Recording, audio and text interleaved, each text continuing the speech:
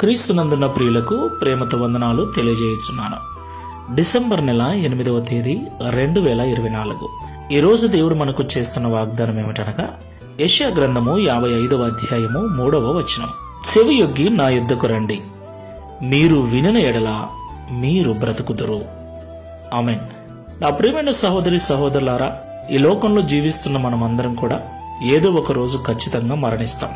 అయితే మనమందరము కూడా దేవుని యొద్దకు వచ్చి దేవుని మాటలు విన్నట్లయితే బ్రతుకుతాము అని దేవుడు వాగ్దానం చేస్తున్నాడు. ప్రియులారా, దేవుడు చేస్తున్న వాగ్దానము ఈ లోకానికి సంబంధించింది కాదు, నిత్యత్వానికి సంబంధించింది.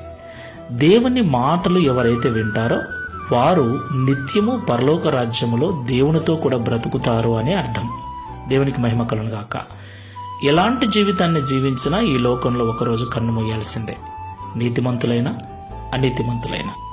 అయితే నీతిమంతులుగా జీవించిన వారు నిత్యత్వంలో కూడా శాశ్వత కాలం జీవిస్తారని ప్రభు మాట్లాడుతున్నాడు. ప్రియులారా, చాలా మంది దేవుని యొద్దకు వస్తున్నారు కానీ దేవుని మాటలు వినటం లేదు. అదేంటి, ప్రతి ఆదివారం వింటున్నాం కదా, సెల్ ఫోన్లో వింటున్నాము కదా అని మీరు అడగొచ్చు. అవును, వినటము అంటే చెవులతో వినటం కాదు.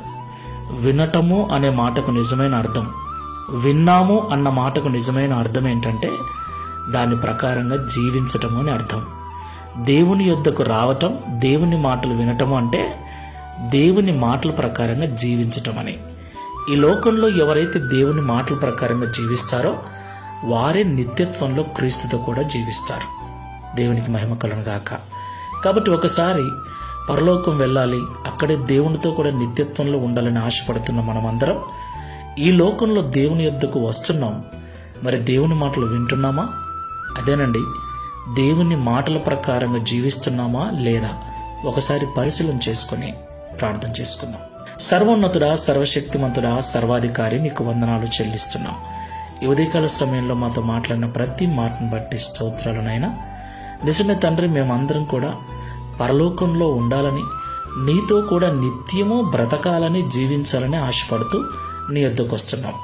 అయితే అలాగా మేము నీతో కూడా నిత్యత్వంలో జీవించాలంటే నీ యొద్దకు వస్తున్న మేము మీ మాటల ప్రకారంగా జీవించాలని మాతో మీరు మాట్లాడారు. అయ్యా, మేమందరం నీ యొద్దకు వస్తున్నాం, నీ మాటలు వింటున్నాం, కేవలము వింటున్నాం. విన్నంత మాత్రాన నీ రాజ్యము చేరమని, విన్న వాటి ప్రకారంగా జీవించినప్పుడే నిత్యత్వంలో మేము ఉంటామని మాతో మాట్లాడారు.